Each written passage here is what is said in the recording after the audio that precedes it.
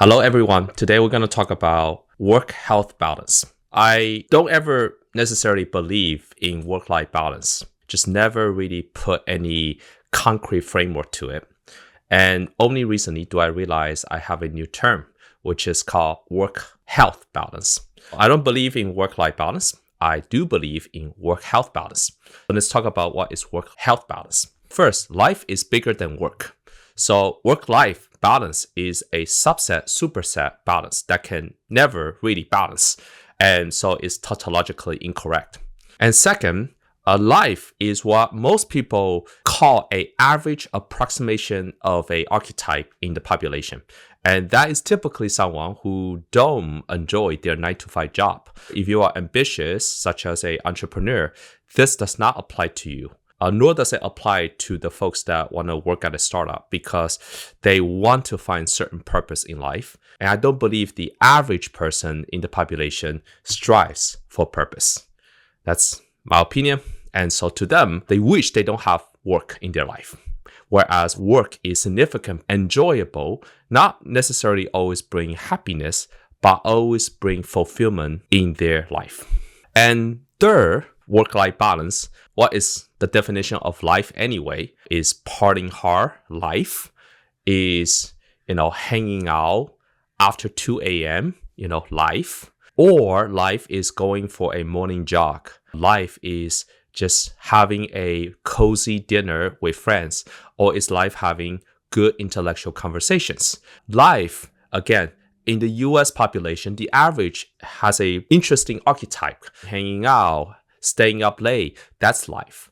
But that's not the whole spectrum of life. And so work-life, so what kind of life? That's why I don't think work-life balance is a good term. And then fourth, I have a philosophy that one's purpose in life is to work. You are born with an impulse to work. In Chinese, life is actually called 生活, and that's birth and work. And there's a joke in Chinese that 生活生活生下来就要干活, which translates to life is once you are born, you are required to work. So work represents purpose, in my opinion, and health represents your mental, emotional, physical, and relationship health. There is real tension between work and health. If you put more time into striving, endeavoring for something greater than yourself, you will lose time for building relationships, catering to your mental health and emotional health. The stress does add up because it's hard. Finding purpose and achieving that purpose is intrinsically difficult. But that it also brings a ton of joy and reward. And so you have to go through this kind of failing, getting up, repeating, and then finally getting closer to the definition. That brings a type of joy that is in direct conflict if you not manage well with your desire to have homeostasis, which is your health. There is a real conflict, but I don't believe that there is necessarily conflict or it's an oxymoron to say work-life balance. It should be work-health balance. In my opinion, I don't like the term work-life balance. I like the term work-health balance. And that's the mantra I live by.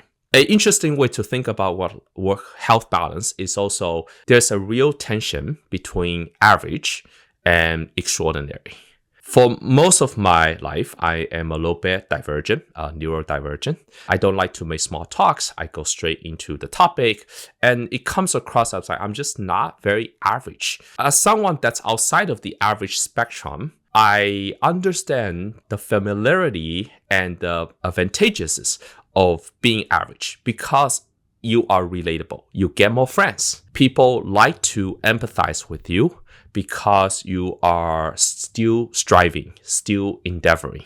Whereas if you go off the pack and try to find the purpose that's 2 or 3 standard deviations above the norm, you are a little bit of outcast at a subconscious level. And as such, you lose some of the relationship connection because you are just not, you don't always have the same topics and your wavelength is a little bit different. That could be reflected in many aspects of your life when you're hanging out with friends. And the desire to be accepted and the desire to be great is in direct conflict. And that is work-health balance. Do you want to be well-liked among your friends, or do you want and strike out and do something great? I was living in Seattle for 4 years, and during that time, I will say I was very average. I fit in with the crowd. I play mahjong and poker until very late at night. There is a real sense of, is this it? Like, I feel like I can do more. But it was really fun. I had a ton of friends. We had hapa, like at home hapa, where we invite, half dozen people every 3 or 4 days. It was really, really fun. After 4 years of that, after graduation, I decided to venture out into the Bay Area, where I was grilled really hard by some of the top tech companies. And that I may have gone the other direction, where it's just all work. And achievement became a huge part of my identity. After 2 years of that, I said, that's not good. And I came back to Seattle, and that's where I subconsciously developed, I want to work hard, but not at the expense of my health. Ironically, I did became an entrepreneur, so I still lean heavily on the work side of the spectrum. But after the work has been more stable, I switch my mindset towards maintaining that health. But during that process, I believe my type of hobbies may not be the average population type.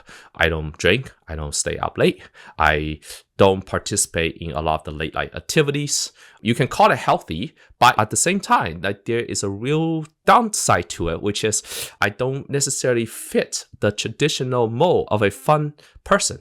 This is a framework that helps me reconcile what I'm experiencing in Almost. And more, I'm like totally okay with it. Like, I've done it, I enjoyed it, it was fun. I really enjoy my current state, which is striving for purpose while having good homeostasis at home. I definitely feel I get some immense joy when I figure out a problem at work. And there's a part of me of like feeling a little bit guilty almost, that like I'm so focused at work. And I almost want to bring out a different side of myself when I hang out with friends. Like, I'm actually chill. I'm not that intense and whatnot. There's a part of me that wants to find who I am. Like, who is the real me? Is that the one that is at work, or that's the one that's in real life, or somewhere in between? But it's important to find who I am though, because then I can be authentic. So that's the question, is who is the real me? And I think the real me at this point in my life is someone that strives for work-health balance and not someone that strives for work-life balance. The framework is very helpful for me to help me become congruent with who I am and my values. So I hope this is useful. Are you more of a work-life balance person, or are you more of a work-health balance person? In the former, you might not value your work and you haven't found passion in your work yet. And in the latter, you have found some of passion, but maybe you have a torture, internal state where, hey, I don't feel like I'm accepted by my friends by taking this route. Well, in that case, I would like to offer work-health balance as a framework that has helped me. So I hope this is useful. This is a great brainstorming session that I have just on a weekend thoughts. Thank you so much for watching. Have a nice day.